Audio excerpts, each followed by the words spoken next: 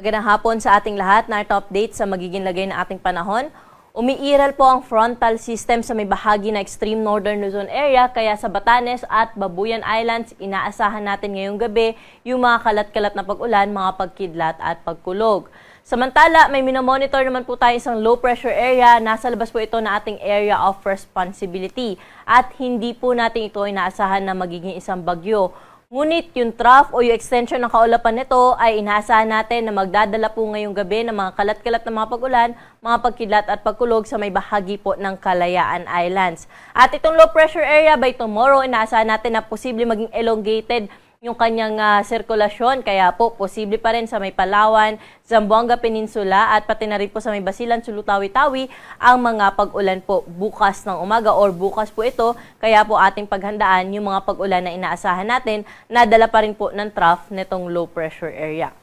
Samantala, easterlies naman yung nakakaapekto sa nalalabing bahagi ng ating kapuluan. Wala naman po itong dalang malawak mga pag-ulan, ngunit magdudulot pa rin po ito na mataas sa tsansa ng mga pag-ulan ngayong hapon hanggang mamayang gabi sa iba't ibang bahagi po ng ating bansa.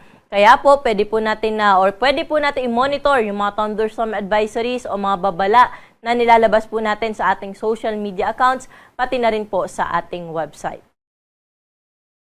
Para naman po sa magiging lagay na ating panahon bukas, dahil pa rin sa frontal system, ang bahagi ng Batanes, Babuyan Islands ay makakaranas ng maulap na kalangitan na may kalat-kalat na pag-ulan, mga pagkidlat at pagkulog.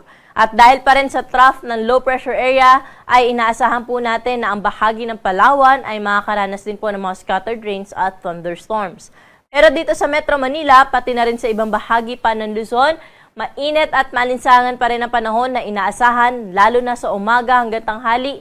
Hapon at gabi, asahan na po natin yung build-up ng mga kaulapan na kung saan magdadala po ito ng mga panandaliang buhos ng pag-ulan. Kaya po kung lalabas tayo natin mga tahanan, lalo na po sa tanghali, ay magdala pa rin po tayo ng payong. Pananggan na rin po ito sa init ng panahon at sa posibilidad ng mga pag-ulan sa hapon at sa gabi. Dito sa Metro Manila, 26 to 34 degrees agad ng temperatura bukas. Tagaytay, 23 to 32 degrees Celsius. Sa mga aakyat sa Baguio, 17 to 26 degrees agad ng temperatura. Lawag, 26 to 33 degrees Celsius. Mainit pa rin sa Tugigaraw, aabot sa 37 degrees Celsius yung maximum temperature at 25 to 32 degrees naman sa bahagi ng Legazpi City. Sa may Kalayaan na kung saan dyan po nakatutok yung mga kaulapan na dala nitong low pressure area, ay nasaan po natin na nasa around 25 to 30 degrees lamang yung agwat ng temperatura, at sa Puerto Princesa naman 25 to 32 degrees Celsius.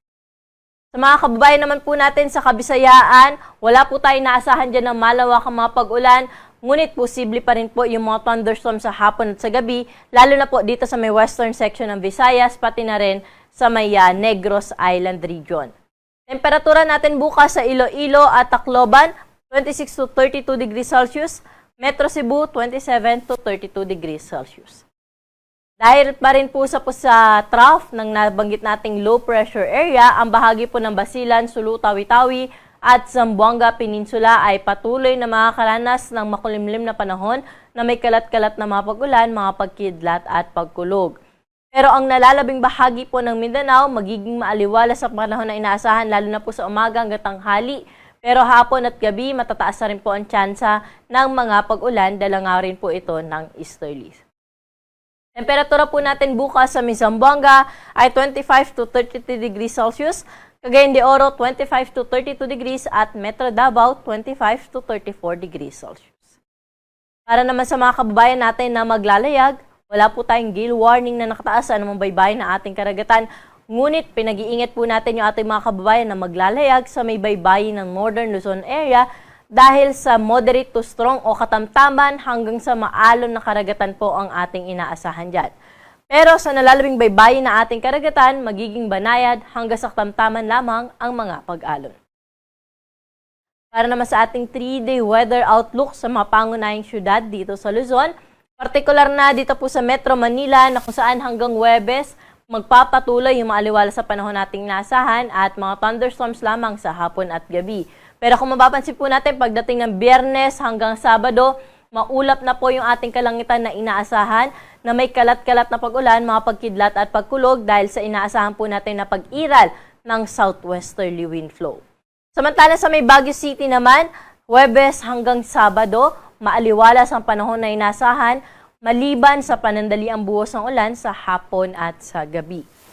Legazpi City din po for the next 3 days, magpapatuloy yung kanilang fair weather condition na naranasan maliban sa mga isolated rain shower sa hapon din po ito at sa gabi. Dumako na po tayo sa mga key cities natin sa Visayas, Metro Cebu, Iloilo at Tacloban City. For the next 3 days o hanggang Sabado ay wala po tayo dyan inaasahan na malawakang magpag-ulan. Magpapatuloy yung kanilang naranasan na maaliwalas sa panahon sa umaga hanggang tanghali. Pero hapon at gabi, expect na po natin yung mga panandaliang buhos ng pag-ulan. Dumako na po tayo sa may Mindanao area, Metro Davao, Cagayan de Oro at Zamboanga City.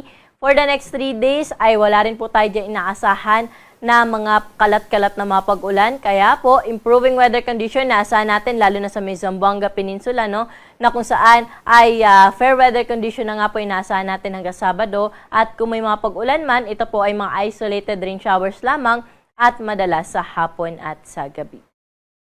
Ang araw po natin dito sa Metro Manila ay lulubog siguro 6:21 ng gabi at muli itong sisikat bukas ng 5:26 ng umaga. Para sa karagdagang impormasyon, ukol sa lagay na ating panahon, mangyaring i-like at i-follow kami sa aming social media accounts sa DOST_Pag-asa at bisitahin ang aming website sa Pag-asa at dost.gov.ph.